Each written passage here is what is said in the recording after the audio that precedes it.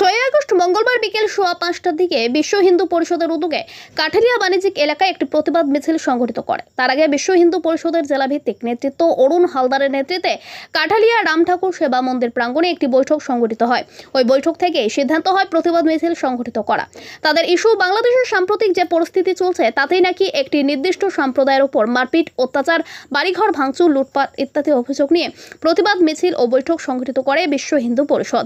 কাঠালিয়া বাণিজ্যিক এলাকার বুক চিরে যাওয়া সোনামুড়া টু বিলোনিয়া বাইপাস সড়ক ধরে প্রতিবাদ মিছিল সংগঠিত করে একাধিকবার।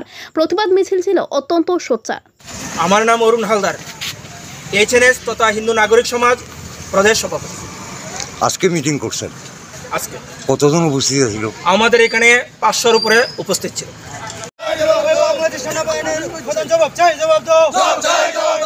হিন্দুদের উপর অত্যাচার সেনাবাহিনীর প্রধান জবাব চাই, জবাব দাও।